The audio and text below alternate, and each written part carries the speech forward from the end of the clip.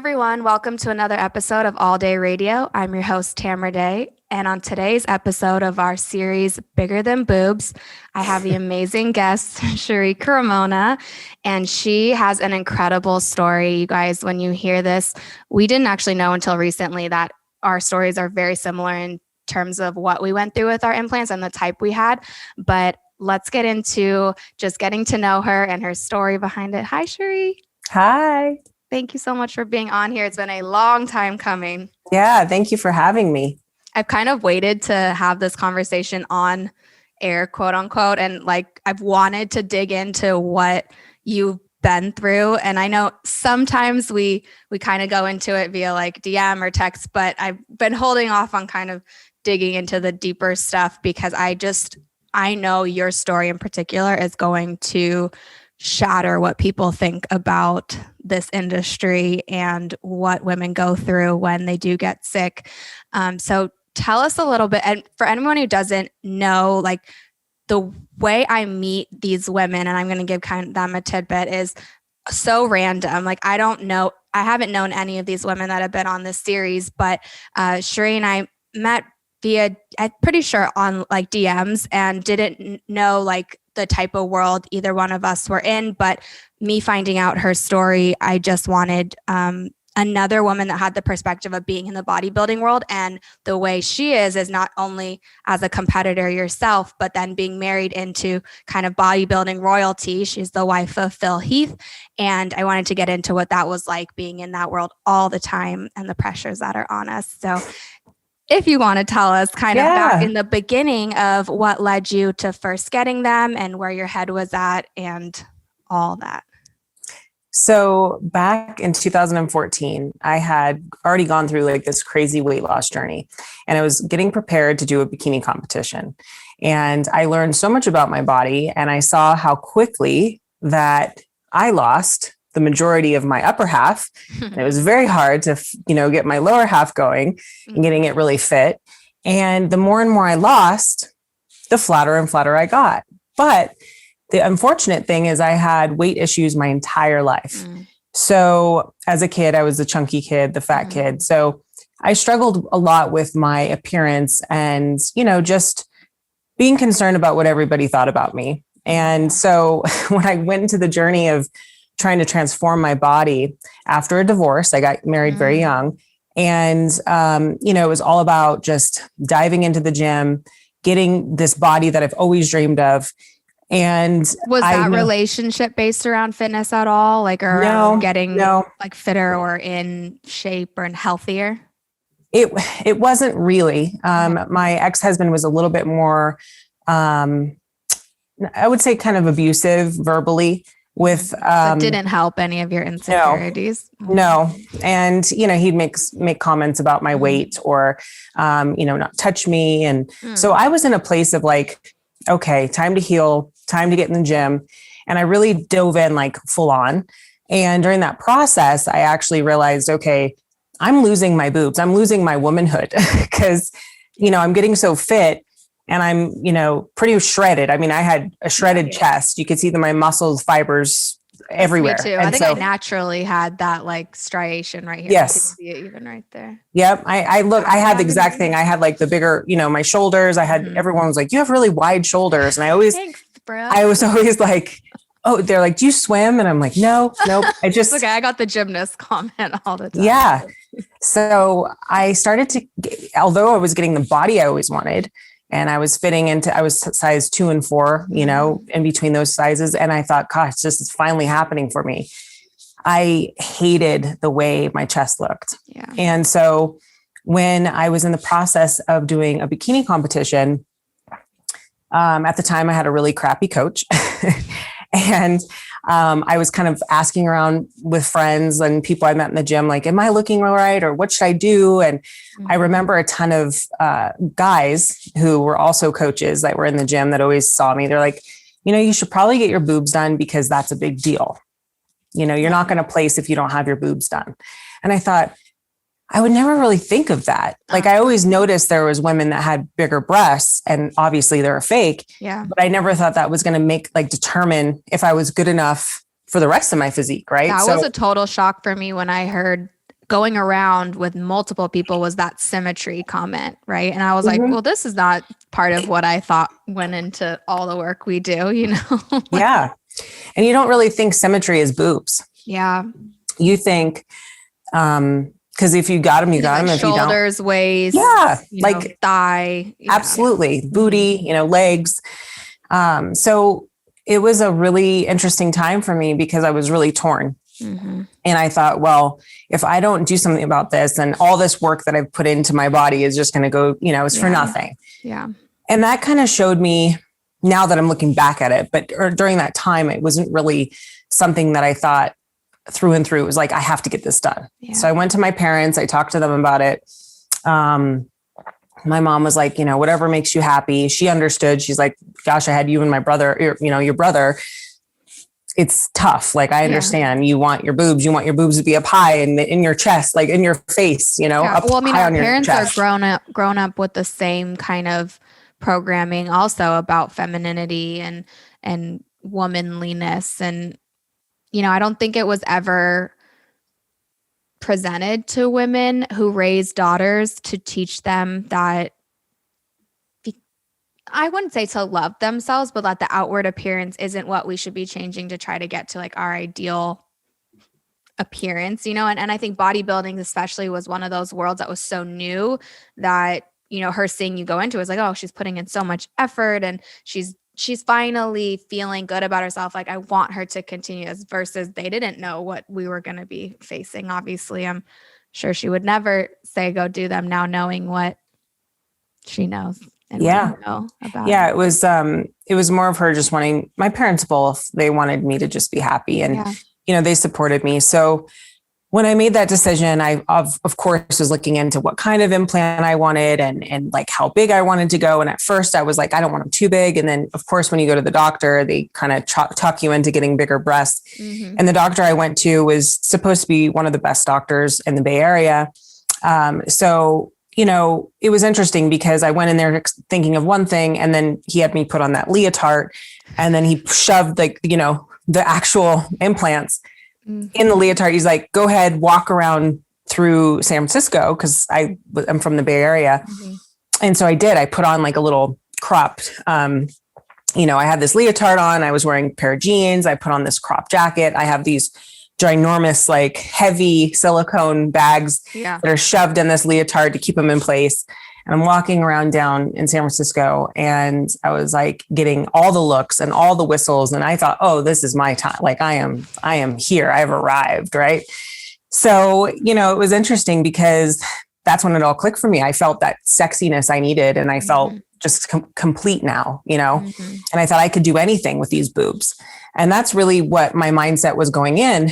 And so unfortunately, I lost so much volume and pretty much all of my breast tissue I didn't have as much, but I was always heavy and then small, and throughout my whole life, it was just yo-yoing. So I had to get a lift, and he had recommended I get a laser lift. So it was basically, they put a prong into your nipple, they shoot a laser around it. It lifts your breasts up an inch. So at that time, that's what I really needed, because I didn't want to have, scars. And so that's different than that traditional like keyhole where they cut the nipple off and then down and re-put. Okay. It's called the laser lift. So at the time I thought, well, this is best. He only said I needed to raise them an inch. So it made sense to go that way without having scars. So I did that first. Then I had to wait another couple months, and then I had my breast augmentation. So it was about $12,000. So he did another. So that was just like a procedure that was non-invasive, and then he did the augmentation. He still had to put me out, but it was a lift that he recommended. The only unfortunate part about that is it causes scar tissue from where the prong goes into your nipple. So while I had my implants for the first year, I would feel around and I would feel like those little nodules, and I got a little freaked out, and they were like, no, it's scar tissue. So I wasn't prepared for that, because obviously it freaked me out for a while, because sometimes it would get a little bit bigger and smaller, and it would just, especially around the time of month. So I always, was concerned about it. But yeah, that was my initial, introduction and kind of like experience with getting boobs. And it was why I wanted boobs. And then shortly after, I met Phil And once I was wanting to go on stage, I kind of decided not to, because I thought, well, now I'm dating Phil. People are going to think that I'm only winning a show because I'm with Phil Heath. So that became a little bit, difficult to like, I just decided this was the best thing for me, is not to compete. So I tried my best to just continue looking the part. And I was really about making it a lifestyle, which... Wait, this is so crazy. I got them after I competed for a year and then never competed after them, even though they were the reason I got them, was the industry. And then once I got them, I was like, oh wait, this is what it feels like to be more feminine, and to be like, for me, it was like finally living in the body that I imagined myself living. And I couldn't imagine going back to being that thin and not like, cause I liked being curvy. It kind of took away this whole kind of manliness for me.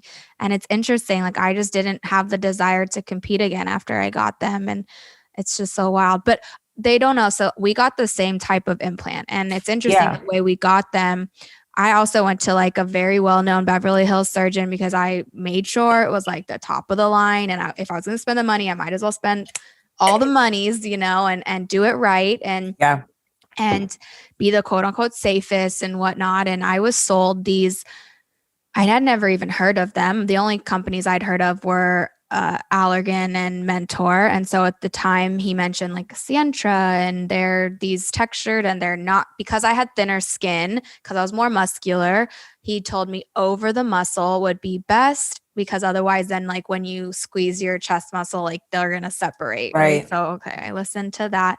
And then I think he was more conservative than he needed to be. I think that was for like huge bodybuilders who had like giant pec muscles, like they were going to sit way out here. But going over the muscle was another thing that I don't think I should have gone, but regardless. And then they're textured. So they sold me this story that they would be less prone to capsular contracture, which I don't know if it would have or not, but mine right side capsulated like within, I don't know, 4 weeks or something like that. And I lived with it for the whole time and never went under again. But you also were sold the same exact company ones, right? And we got them in the same bill of goods year.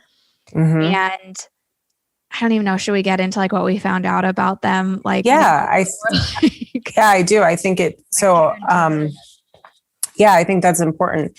So when I had seen my doctor originally, when he first examined me, he said, you have really strong pec muscles, and you need to stop training your chest for like four months. And so that was my initial consult. So by the 4th month is actually when I had my implants in, because I had to have that laser lift first. Then I had the implants put in. So he decided to sell me on the Sientra Silamed textured gummy bear implants. So Silamed is a Brazilian manufacturing company. They claim to be, or at the time claimed to be like 3rd largest in the world. And Sientra was their American in Santa Barbara, like their housing place for it, right? Or their headquarters. So that company, the company that, we were both sold those implants, what happened is Sientra hired Silamed manufacturing plant in Brazil. And they did the manufacturing for not only that implant company, but a couple others locally in Brazil, and then some in the UK, as well as I think a couple other countries. So that implant, that place was not FDA compliant. And so it took years for them to actually get, aware. They were aware of it in like 2015, 16. So when they went down to actually do a discovery of the plant, Silamed actually burned themselves down. They lit their building on fire.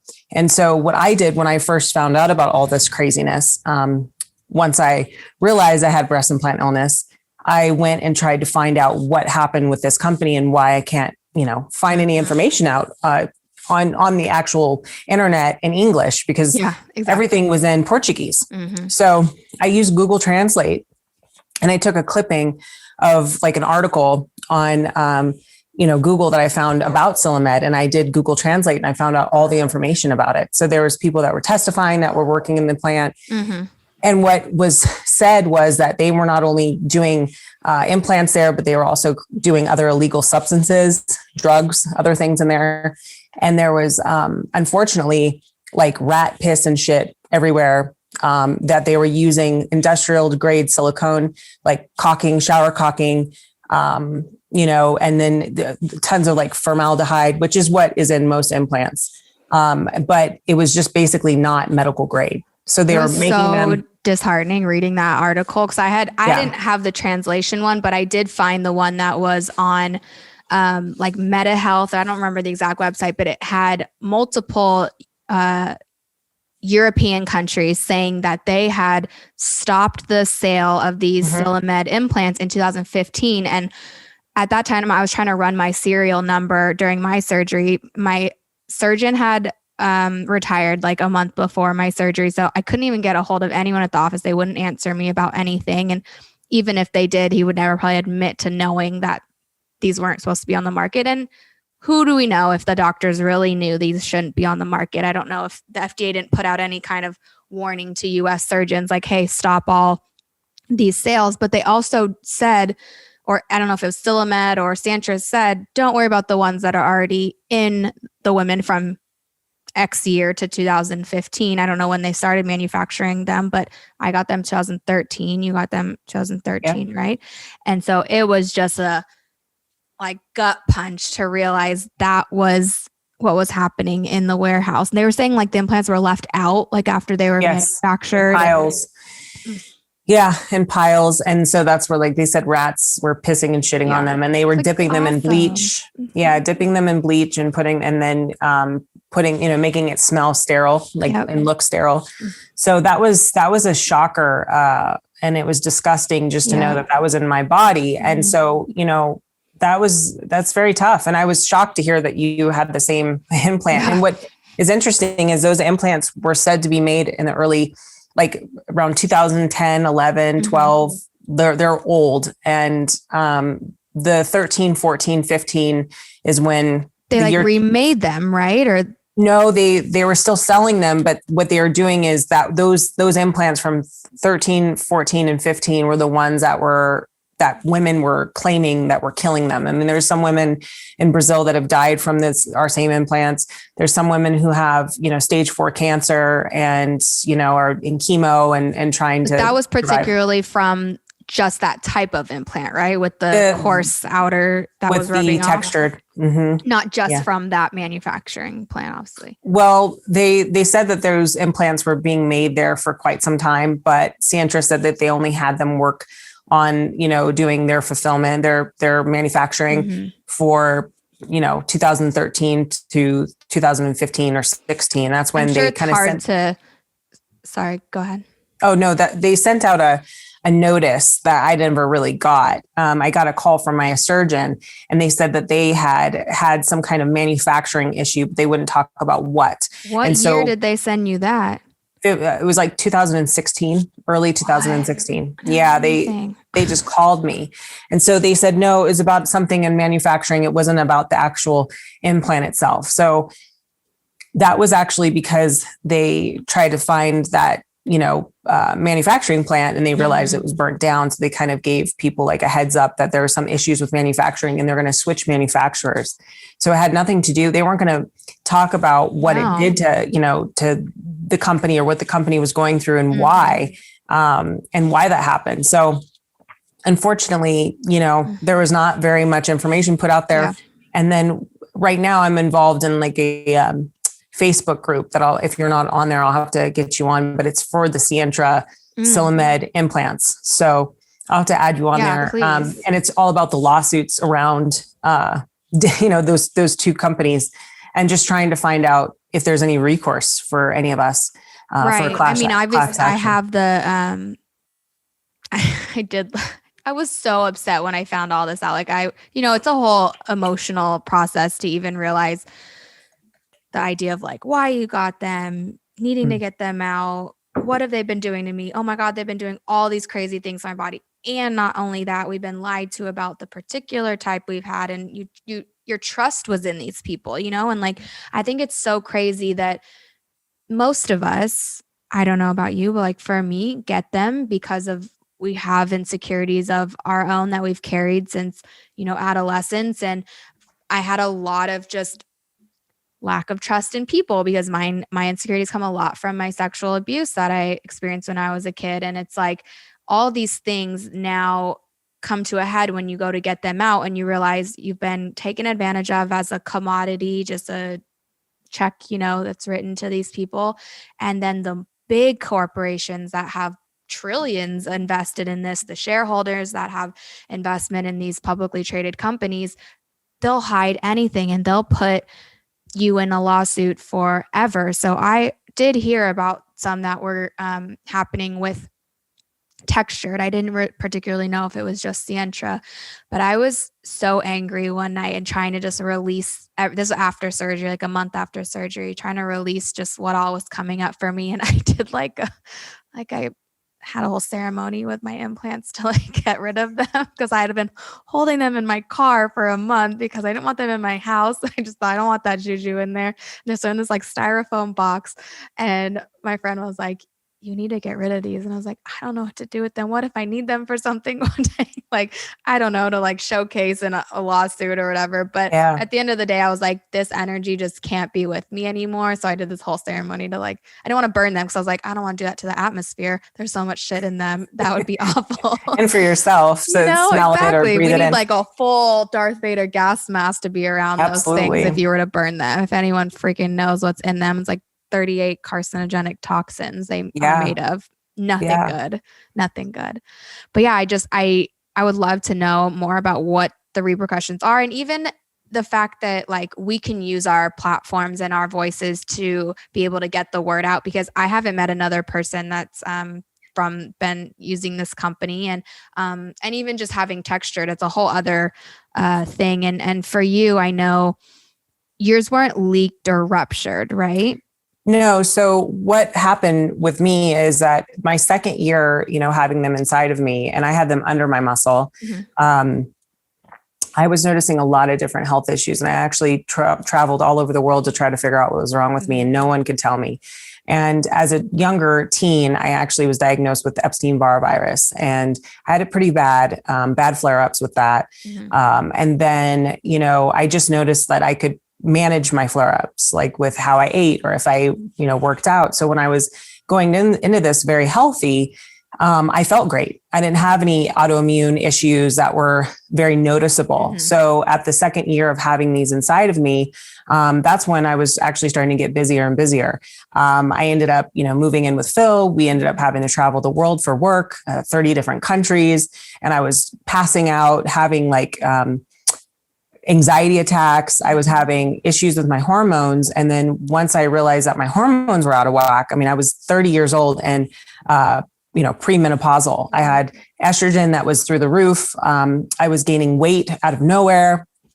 I had very little, I was very weak, hot flashes, everything that you can imagine, what most women go through in their late 50s. I was going through at 30 years old. So no one could give me an answer. And, I actually had to endure that until about 2018 is when I finally figured out that it was my implants. So, how was that moment for you? Like, how did you come across that? You take a sip of water. Because it's so interesting. Our timeline is so similar. Like I also had an autoimmune disease. I think like you having EBV is like a catalyst. Like not everyone gets so sick right away after their implants or in that short of a time, like 3 years. But I think both you and I, because we had that catalyst, like myself having psoriasis, it was just that little bit of like kickoff. So you get one stressful thing, you get one injury, one emotional setback, one just kind of physical trauma, and it's like off to the races. And now looking retrospectively, I'm like, oh, it really started about like 2.5, 3 years in was like everything started. But I could never put my finger on it back then. You're moving and going, and I was like starting my business and being in the fitness industry. So you just you push through and you don't realize like your body feeling like it's 80. You're like, oh, okay, I guess I just never been this busy before, this grinding this much, and just ignore it. But yeah, tell us how it was like the light bulb went off and you knew it was your boob. Well, after a while, I'm like, okay, like I've actually seen every doctor I can. No one has answers for me. And everyone wanted to do something with medicine or a surgery or, you know, and I figured out that at a time that it was like, I'm not going to do that. I'm going to cough. Sorry. No, you're I'm having severe allergy issues. And I know I told you earlier. Parasite cleanse. She's just healing the body one step at a time. That is what I'm doing. That's what we do. Okay, so tell us about how you came to realizing it was the boobs and they needed to come out. So after traveling all over trying to find help for my various symptoms, the doctors really didn't have any answers for me, and I was giving up hope, and I felt like basically my life was over because I was gaining weight so rapidly that it didn't make any sense. Yeah. I mean, if I was in stress in the traffic, I would gain water weight everywhere. Like my whole back was just filled with water. And I would just, I mean, it was, my whole body was just changing into something. I couldn't even identify myself. It's like inflamed, I think. And people don't realize it's not just like weight you gain. Like I look back at my pictures and I was just like full everywhere. Like you just can't explain it. Very full. And it's just your body's trying to fight this foreign object with all these foreign chemicals, and your immune system is shot. Yeah. So in 2018, I was diagnosed with Hashimoto's, fibromyalgia, and then my Epstein-Barr virus became chronic. So my body was always in a flare-up. And then I started to get mast cell symptoms. So mast cell activation. So it's like where I would smell a scent and I would break out in a rash. I couldn't use any kind of facial products that pretty much I would have to clean my face with like coconut oil and like just like the weirdest concoctions, all natural stuff. And then I started not being able to eat like anything. I would bloat up or I would throw up. I couldn't digest anything. So my whole body just felt like it was shutting down. And during that time also, I had another case of having parasites, and I was passing tons of rope worms, having to see colon hydrotherapists, herbalists. And I was spending so much money on just trying to survive. And how did those come about? Because I didn't have those. At least I didn't get checked for them, but is that not a direct symptom from the implants, but it's your body's more susceptible to getting those? Yeah. So for me having to travel everywhere, you know, I probably caught something. A normal immune system would have been able to fight that off because your body was so busy attacking everything. Everybody has worms, unfortunately. I know that's the hardest thing to think about. But you're just like, everyone has worms. Everyone has worms. Everyone has worms. And I've done so many cleanses and so many, you know, colonics, and I actually do, you know, coffee enemas myself. Like I'm like the queen of parasite cleanses because 10 years ago, I had worms. Went to Mexico and got a tapeworm and had to figure out how to get it out of my body because I just didn't trust Western medicine to, you know, pump me full of stuff. I was offered chemotherapy at one point because I was infested with different types of worms, like in my organs. And it was very traumatizing. So during that time in 2018, I was actually 2017, 18, I was very sick, and every Olympia, actually, I was doubled over, puking, falling over, dizzy, and I had the most horrific menstrual cycles. And it was because of the stress of just being there and supporting, you know, just doing all the things that. Would you be able to like physically be there and like stand up or were you in hotel rooms? Like I was in the hotel room, just like my friends I have my best friend and her husband were always staying with us. And, you know, they would like tell me, Shurie, you're literally passing, like the wall is holding you up. You need to go sit down. And I would just puke and puke and puke. And my whole body was just giving up. And it was really tough. And there was times where I would just make it to go sit down to watch him compete, like, you know, 15 minutes before he get on stage, I'd have to go to the bathroom and just puke. And it was the weirdest thing because crazy. No one sees that either. Like, cause we put on this brave face. You want to be this, you know, support for them, especially being in an industry that's all about health. And you're over here physically dying, but having a show face. And that's got to be such a mental fuck too. It was tough. I mean, I had a lot of people make comments. I had people DM me and tell me like, you look fat, or, you know, you're gaining weight, you know, people. And they're all the people that are haters. It's just, it kind of reminds me of WWE, you know, they think that this is not real life. I mean, these are real life human beings on stage trying to battle it out. And, you know, Phil happens to be, you know, at the time, 6-time Mr. Olympia. Right. Which puts a whole other spotlight on you guys and on you being like the trophy wife, if you will, of the king of bodybuilding. And I can imagine the pressure of just maintaining. I wasn't even in that kind of world, but being in fitness, being a face of it, and like the picture of health for people. And inside, I'm like, I can't keep my eyes open for longer than 20 minutes. I sleep for 18 hours a day. I'm lying to everyone around me about how sick I am. That alone is so stressful on your body to like live in that lie. And if you were honest about it, no test results show people how sick you are. That's the other part that people don't understand. It's like you can get results saying that you have symptoms of this or showing things, but they only diagnose you because you have multiple things that fall in line with that disorder. But you're like, you don't actually show markers of all these things. So it's like, it's a total mind fuck that I and you and anyone who goes through this can empathize with women, but I think anyone who doesn't experience it will never know what that feeling of seeing two worlds, like someone sees you and doesn't see any of that you're suffering with. Like, and even you're saying like you had weight gain and stuff, but they won't know that you're sick because of it, you know? Oh, absolutely. Or that's what's causing that. Yeah. Yeah.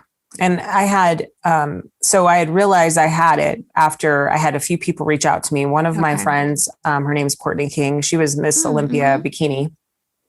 She actually reached out. She said, Shurie, I'm getting my implants out. I found Dr. Fang. I'm going to do it. And I'm like, okay. I said, story, and I figured, well, okay, I need to look into this. And then I realized, okay, Shurie, you need to just be real with yourself. Stop being in denial. And it wasn't so much about what is everyone going to think of me, because after being with Phil for a couple of years, I got used to being talk shit too, which it comes with the territory. Yeah. But I got a thick skin about that part. Yeah. Yeah. It wasn't so much about, am I good enough, or, you know, he loves me no matter what. And he was very, very supportive, and he knew how sick I was. And that was tough for him just to see how sick I was.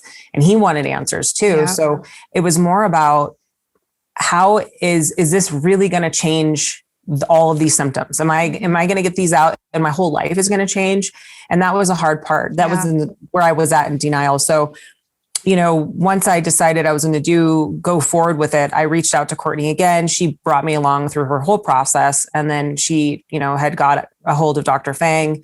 And then I had to, you know, get on a waiting list. And I actually had to wait 6 months before my surgery. I think now Fang is up to like 1.5 years or something. Yeah. The wait list. Yeah. Yeah. Crazy.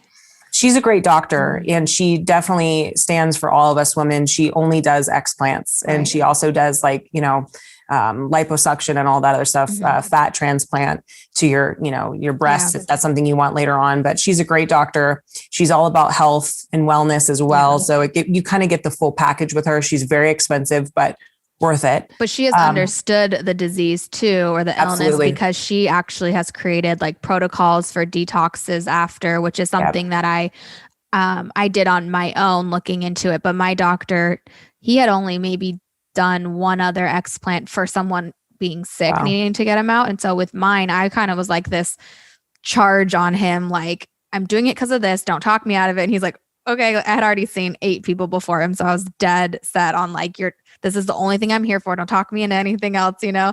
And then when he saw how quickly I got better, like from the next day on, he stopped putting in implants. And so now he's completely implant free for now 2 years. And he like only does explants and fat transfers. And that wasn't something I was into, but it's amazing to watch that, what I'm calling domino effect with doctors. And so hopefully women will be able to get in to see someone sooner than Fang, who understands how to do this more and believes women more, because that's such a big part of this process, is like going to the doctors. Like you had Courtney who told you about Fang, but like I went through this litany of just, for me, it was like re-traumatization of hearing these doctors tell me like, you sure you want to get them out? Like, you're going to look deformed and this is going to be weird and you're not going to get better. And you start going through all the like, oh my God, am I sure? I don't know. Like I was, but now.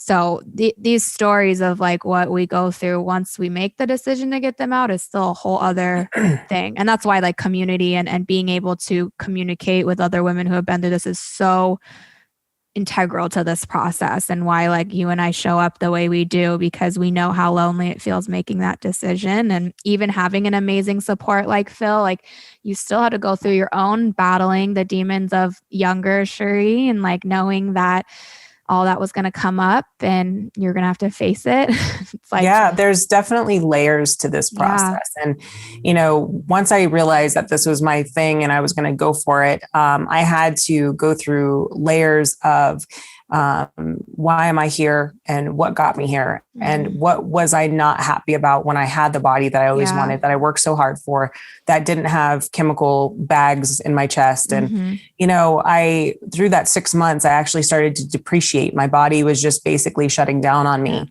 And I ended up using a wheelchair and a walker. And I actually had to have a wheelchair to get to the airport, to get through the airport, to get to my appointment. My body was just completely shutting down. I puked all day, every day. I couldn't get water down. I had to use IV therapy to get nutrients, just vitamins in general. I was allergic to pretty much every food. I couldn't even do the pre-prep, which Fang wanted me to. I was going to say, how did that work? Because I had to push mine a few days because my pneumonia was so bad. He was like, I can't put you under like this. We got to monitor you. And so I was wondering like how she was able to actually get you under anesthesia. Yeah. So I got to my appointment and I finally, was able to, I walked into her office, which was like a workout for me. I was out of breath. I had, issues breathing. My breathing was not great when she did the breathing test. She did notice that I definitely had like an infection in my chest. And she said, I had a capsular contracture on both sides. And she said, it looks like your breast might be attached to like your third or fourth rib. And I said, God, that's weird. And she goes, yeah, I think what has happened is over time, the textured pieces re-adhere to your tissue inside. So when she actually went in there, she said she hasn't seen, there's a capsule of scar tissue around the implant. For those of you that don't understand this process, but it's much like a mastectomy, excuse me, like a mastectomy, but they still leave some tissue behind and you still get to keep most of your breast. Sometimes like yours are too attached to the scar tissue. So he had to right. And yours being so over the muscle. Tissue. Exactly. Right. That was the unfortunate thing for me, but I was like, screw it. Just take everything you need to out, Right. And you get to that point. So through that 6 months, I was just praying. I was looking out the window. I'd be on the couch every day and Phil would have to wait on me hand and foot. And, he was like, are you okay? Are you gonna, he just wanted to take me to the hospital every day because he didn't know what to do for me. And I had migraines and I had all these symptoms. And when my period would come, I literally thought I was going to die. I mean, I was literally just crawled in bed and just never came out of bed for a good week. It was just the worst experience. And, through that process, I just wanted to stay alive. And when I went and had an MRI done, they had me face down. They saw that through a ultrasound that I might have like a lump in my armpit. And so I had gotten really worried about that. Well, the MRI really didn't do much. It didn't show everything that it's supposed to because of the way they have you face down and they put your breasts in these cylinders and they like couldn't get the rest of my armpit. Excuse me. And so, I went in thinking, okay, I'm going to get some answers here. And what I didn't get was any answers. It was more like you have dense breast tissue. You possibly could have something going on in your armpit. So I went to Dr. Fang and I said, I might have something going on. So in the back of my mind, I thought, maybe I have cancer. That's why I'm so extremely sick. Maybe this is just, I have to prepare myself. So I thought for sure they were going to tell me that they were leaking because they said there was like a liquid around. That's what the only thing the MRI could tell was that there was a floating liquid around the implant and they couldn't see anything else. I'm like, okay, they're leaking. This is what's going on here. You think that you don't know what you're up against. And unfortunately, what we didn't understand, and I'm sure you didn't either, is that once they go in there, that's when the real truth comes out. So, she's in there. It was she said 6-hour surgery, I believe, or a little bit over 6. And she had to scrape, in between my rib cage. Yeah. She had to get, she had to do sutures in my rib cage because she had to take pretty much all the tissue in between my rib cage. And then, we did a lift and she took a lot of skin away because my breasts had become, they look like udders. I mean, they were just so hanging and so big. And I had a nipple reduction because my nipples completely changed. My whole body just looked like, I didn't even identify myself, really. I couldn't believe I was looking at myself. And so she said, you have an infection. We're going to load you up when you go into surgery with antibiotics, and we're going to do it twice. While the time that you're here, you're going to get another round of antibiotics before you leave. Cause I had stayed there for almost 2 weeks.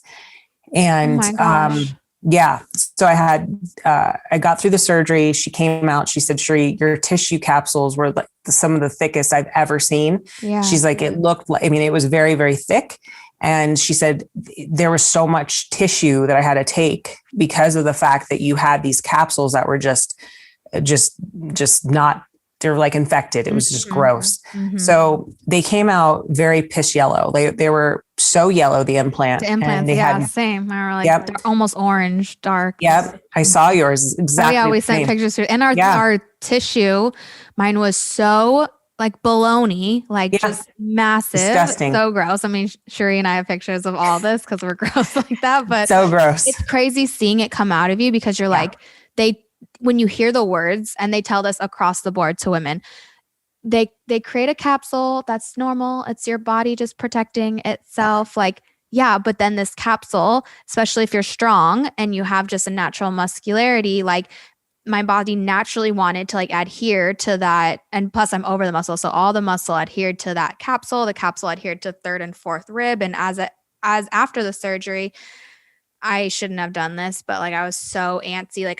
They started adhering again, after the surgery, even though she got everything, scar tissue kind of remembers where it was. So I could feel I couldn't lift my arms up after a week. And I felt like spaghetti bands, yes, I have that too. To here.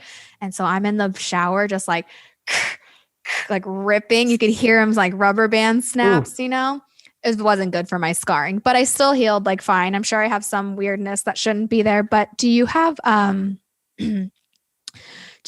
some nerve pain where she scraped the bone? Cause I can't be hugged too hard. Cause right here I have zinging feeling when someone presses on the bones. Yeah, I have. So she's actually known for doing, she's a microvascular surgeon. So she actually reattached all my nerve endings and all that. She also has the hand, she's the tiniest little person and she has the hands of a 3-year-old. Her hands are she can get into the smallest little spots. That's incredible. I was shocked with her. I was like, those are your real hands. They're so perfect and small. And gloves for you. Yeah. She was able to get in there and do everything. I did have a lot of internal stitches and external stitches, and I had that lift. So everything, I was stitched up quite a bit. And so I still have, when I do this, I'm still tight. Yeah. And even if I take my palm back and I do this, I get you feel it. A nerve. Yeah. So when I train arms, I just get swollen. My arms are always heavy now. Wait. Yeah. Thank you. I get this not a normal bulge, when your veins get bulgy, they pulse right in here. And then I can feel when my middle finger gets on a dumbbell or gets pulled or something, I my whole bicep will get swollen. I'm like, oh my God, what's happening? Yeah. You don't realize it's all connected. The recovery part is so essential, and it's such a huge process. It's just the same as getting them out. And I always tell people there's so many layers to this. There's layers of healing from emotional trauma, trying to understand why you went through this, what made you not happy with where you were at. Yeah. And that's, it's society, it's people, it's experiences that we have. And, a lot of times I think, well, breast did give me the courage and the motivation and the confidence to go after a lot of the things I didn't have. So I'm not going to regret that I ever got them. What I do regret is that our system is broken. Yeah. It's not that I can't really regret that, but I'm disappointed that our system is broken. And I watched a 10-hour FDA hearing about implants. And I did that in 2018 going into 19, or it might've been 19. Was it the one with Laura? Did you go with? Yes, it was 19. And so what I learned was that the FDA had not even regulated things for over 30 years. And so the same thing that Laura was preaching, and all these other women who have gone through it 30 years ago, 20 years ago, were preaching on the same exact ingredients, the same exact problems. So really there was nothing that has been changed since then. So when I saw that, that's when I had closure. I was like, you know what? This is a effed up system. This is a money system. This is how they make money off of us, and they don't have any warnings. And now they actually do, like some of the surgeons who are actually responsible will give people a warning or ask them if they have any autoimmune diseases or anything that they're predisposed with before they get implants. And I think that's a lot of what women need to know. Informed consent needs to be a part of the process to get any kind of surgery, especially for an object being put in your body. There's men that have had chin implants and calf implants that have the same experience that we do because of the fact that too. Yep. And because silicone is silicone. And if it's not industrial grade and it's not made right, even if it is made right, it's still chemicals that don't belong in your body, and heat starts to deteriorate the actual capsule. That's why women get sick, and your body heat just wears it down. And when you have textured implants, one of the things that happened to me was the textured particles broke off into my bloodstream. So I'm forever in a healing mode where I get up, I do my heavy metal detox stuff. I take binders. I get in my sauna. I still do parasite cleanses. I'm in a process of constantly healing my body. And what it did rob from me, and what I do feel that many women feel this way. It's like, you're spending years trying to fix yourself and heal yourself. And now I'm going into 36 years old, and that window for having children is slowly closing on me. And I'm hearing from my doctors, you have 4 autoimmune diseases, Shurie, like you're at a high risk, like you could die during pregnancy. You might have some complications, during birth. The things that you hear to doubt you, to make you doubt yourself is tough. And so, that's when you get boobs now in 2021, you have to think about the bigger picture. Do I have the money to get them taken out and put them back in every 5 to 7 years? Right. Do I have the money to and ability to endure whatever comes with it? Like if you might not have a real heavy autoimmune disease, and maybe you develop it during the time that you have implants because you're stressed, you're working hard, you're burning the candle at both ends. Those are things that women don't think about. So there's so many layers to this. And, I've tried in the beginning to kind of preach to women and try to talk them out of it and fight for them. But this is a personal journey. I can't tell you not to get implants, but what I can tell you is that you need to prepare yourself financially, mentally, emotionally, and let's just pray and hope that you have someone by your side, the man, the spouse that you have, or the wife that you have, maybe, same-sex marriages, whatever it might be, whoever is by your side, that is your spouse, you have to be okay with possibly losing them, because those boobs become your identity. And we don't notice that until we have them. And it's a part of our identity. So when you get them taken away, and your spouse might like playing with them or seeing them you naked, that changes everything for people. Thank you for saying that, because these are the things. I think that this is a conversation I do ask at the end of these, and you're naturally, of course, answering it. But we go into how to talk about it with other women. And I think that in the beginning, I was like you, and obviously very gung-ho on saying like, don't do it, don't get them, and going through the litany of things that could happen. And then I slowly started becoming more of like understanding that women are going to do whatever they're going to do. And I couldn't have been told differently when I got them, to be honest. I think I did hear a few people say they're not safe or whatever. And like, you just hear that and you're like, whatever, like this is part of my thing. I need to get them. I was very sure of it. But when someone asks me now if I would say to get them, I'm a hard no on this, but I do understand that they're going to get them if they're sold on them already. And all I can do is be someone who says those things, the things that they don't talk about happening after that really get to you, because you can say, oh, you might develop a condition. This is the list of symptoms, and they read them and they're like, whatever, it doesn't outweigh the reasons I want to get them. Because in our hearts and minds, when your insecurities are that strong, these things don't outweigh, because you've never experienced them. You don't know what they actually feel like in your body, and you don't know what it does to you. But what it does do, and what you can say and be honest about, is you will literally lose everything you have. You'll spend your entire physical energy, money, life fighting something that you never had to. You'll potentially, if you're like me, lose a relationship, people who have wanted to be with you because of your identity that's wrapped up into the whole physical being. Yep. That's going to be by the wayside, or it's going to be tested. And then the financial, think about like the replacements that they don't tell you you're actually going to need, but you're going to need them. And then how much sicker you can get after every single time they open you back up. And it's like, those things are why I continue to show up and talk about this, because you lose that generation of women that could potentially, like you say, the risk of not being able to carry a child healthily and be able to live a healthy and abundant life in our freaking 30s, because you're trying to just fight all these other things, and it robs you. Like, really, it steals your life. And when you go down the rabbit hole of learning about this industry, your eyes are open to everything that they're trying to steal from women. And it's such a bigger topic. And that's what I love getting into with these women, because I think sometimes we don't realize that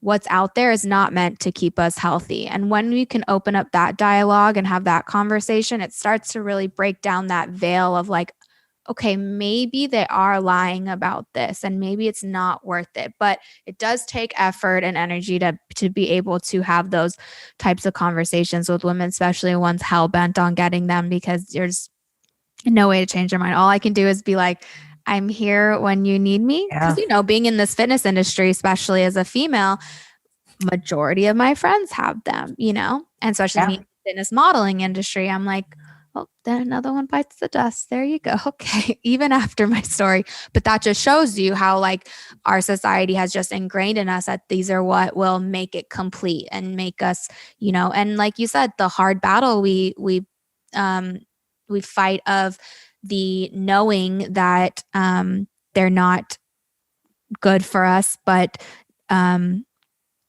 you're going to go through that path anyways. And it's rough. It's rough. It is rough. And it's hard to know your friends that do have them, that you see like their changes of, oh, I noticed that my friend's having hormonal issues, or, my friend's having weight gain issues. Yeah.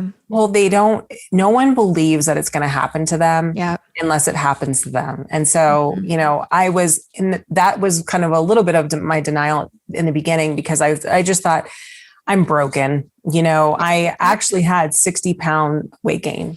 And so it was all in my stomach. Like, I can't even picture you in that. Oh, I'll have to show you some pictures. And I posted one picture on Instagram, just this last, 2020 at the end of like in November or something, or December.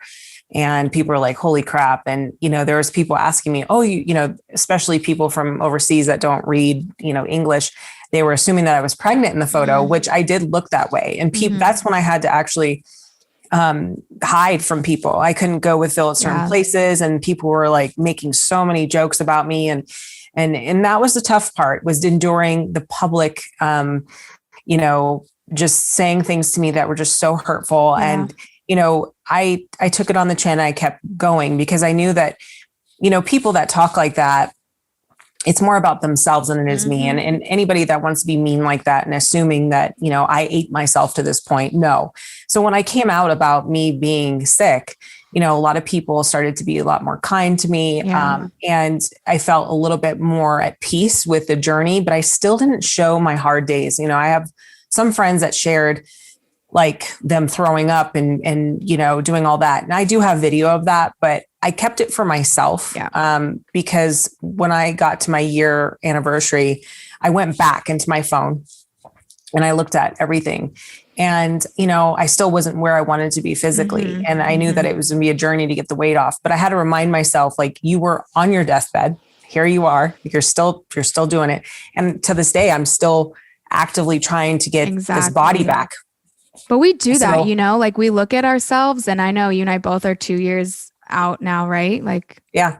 And so it's crazy, like getting them in around the same time, getting them out around the same time. And, you don't realize how far you've come in your healing journey, because I think, especially those of us who had the textured, your healing is very much in deep layers, because you think you've moved through one course of healing something that it has affected. And then your body's like, cool, you're good with that. Let me bring up the next one, which is our natural healing process. And a lot, we get mad at our body, like, shit again. But I've now learned to be in this space of like welcoming the next layer, even though it is shitty. And even though you're like, where the heck did that one come from?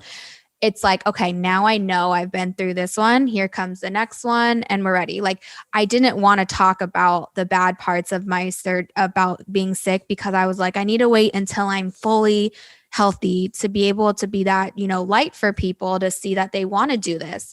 Now I've just let that part go and been like, this is part of the healing journey. I still would say get them out and start it, because you're never going to get healthy with them in. So I might as well start it and get that ball rolling, and know that there's other warriors out there doing this work, and knowing that it's like, you're really not alone in this, even if you're like physically alone. You have so many other women. I mean, the tragedy in this is that there's hundreds of thousands of us that are getting them out. And I mean, it's an amazing thing too, but it takes brave souls that are willing to talk about it. And no, we don't have to share all the ugly, because only us know like how ugly it really gets.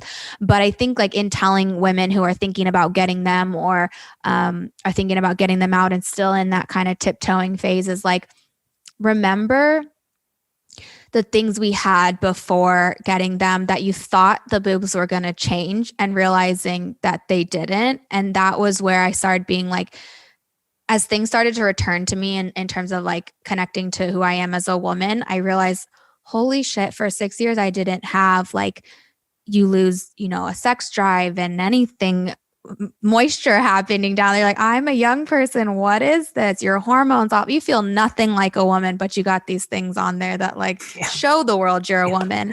And I'm like, let's get real about that. You're going to potentially lose that. And is that worth it for you to get to have bags on your chest? We have to really be real about that shit, because I don't think it's time for us to pussyfoot around this topic anymore. No. Like, yeah, you're still going to do it, but I'm not here to be like, yeah, do what you're going to do. Like, I'm like, no, this is the real shit. It's ugly. You want to see pictures? Here, I have a litany of girls that are willing to share their testimony. And like, that's why I'm doing this, because I just think who you are and who you're walking, the truth you're walking right now is just a walking testimony to the fact that we can make it through this. It's ugly. It's gross sometimes. It's annoying as shit. But ultimately, like, you become so much more attuned to who you are, attuned to what your body's telling you. Like, I know now with the healing that I've done, even though I'm still in kind of the thick of it and I am seeing the light now, it's that I never knew my body like this before. Even prior to getting implants, I was so disconnected from who I am. And like, that's the gift that this thing gives you, you know? Absolutely. No, I totally agree with you. That I was going to mention that as well. Like, you really learn so much about your body, and you also learn that,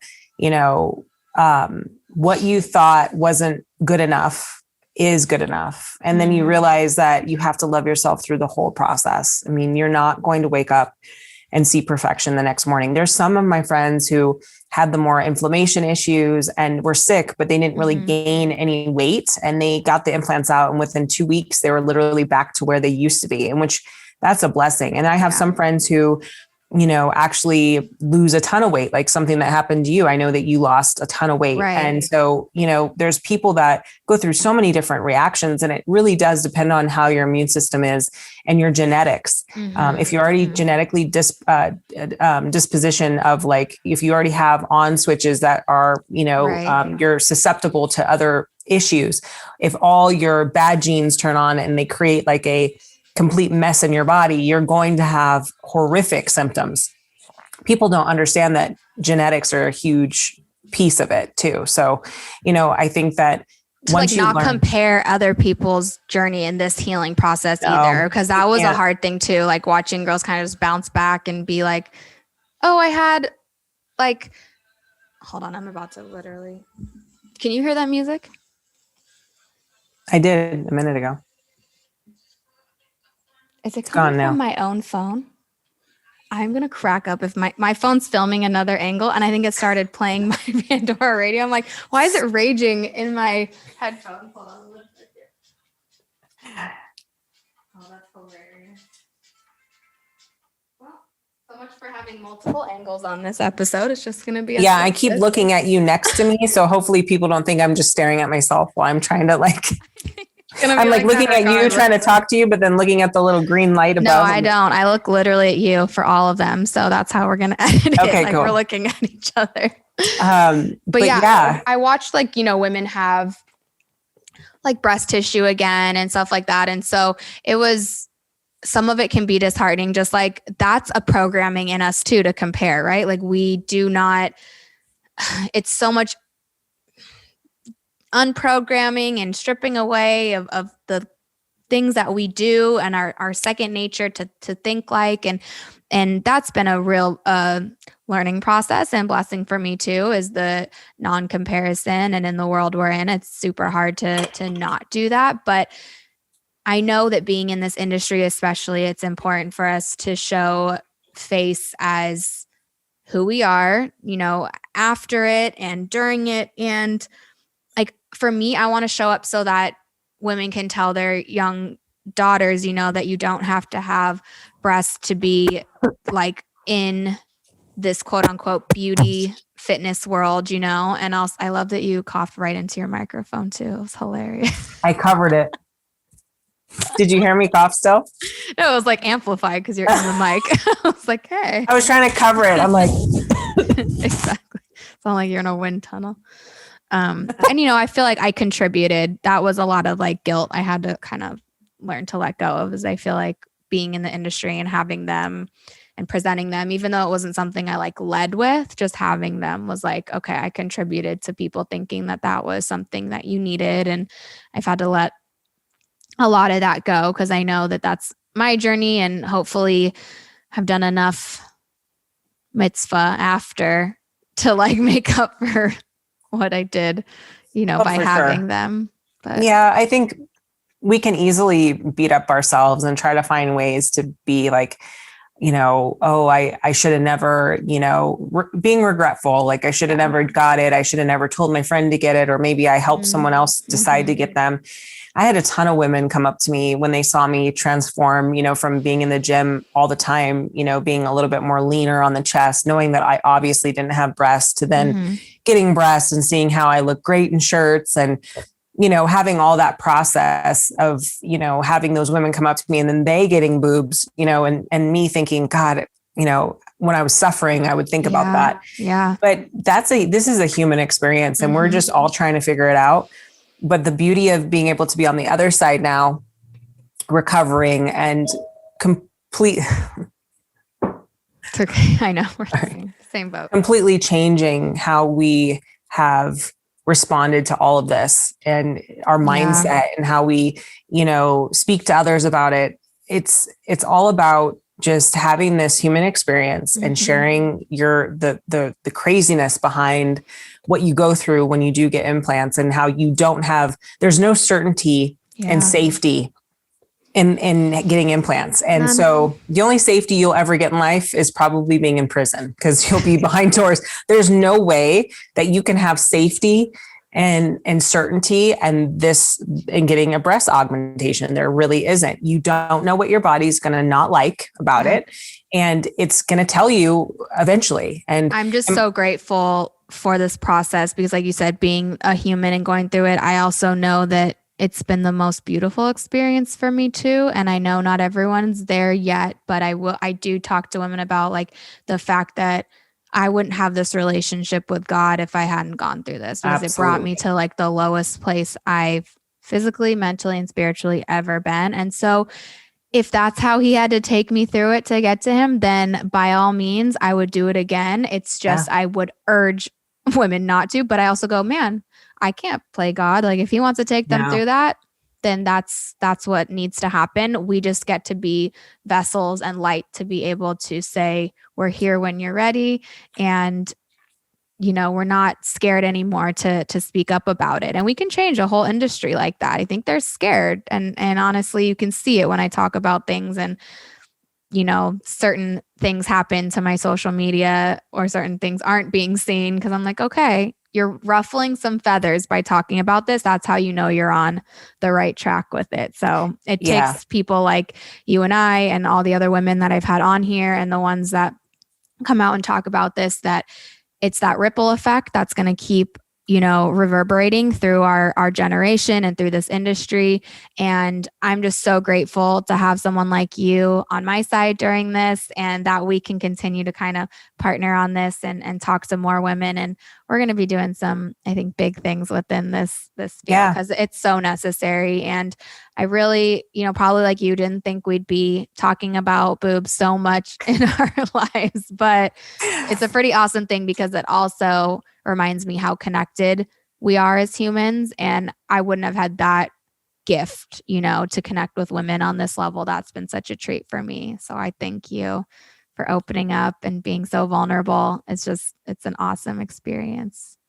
Thank you. Thank you for having me. I'm glad we could talk about this. I hope we can do it in the future. Absolutely. Hopefully we can bring on maybe a group of women and, you know, it's going to be great to see women really own who they are and be okay with just being themselves. You don't have to compete with anybody. You don't have to get, you know, boobs to be on stage. You are beautiful just the way you are. And, you know, taking it from us, we learned that the hard way. And, you know, it's such a free feeling. Like I feel so free. I don't feel like I'm, having to, you know, fit in this box of like what is beautiful or what has to be this way. And just to feel accepted in this society. And once you understand that you are perfectly imperfect and God loves you just the way you are going to have so much more joy in your heart and just be so much more healthier inside and out.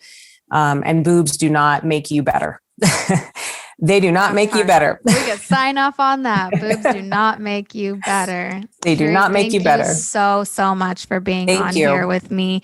We'll definitely gonna do round 2 and then we can go so much further into all the fun things that we love talking about. But thank you for your time. I'll talk to you soon. Bye, love. See you. Bye. Thanks so much for watching. If you guys like this video, make sure you hit the like button. And if you want to catch more episodes, make sure you subscribe. And please comment any questions you have down below. We'll see you on the next one.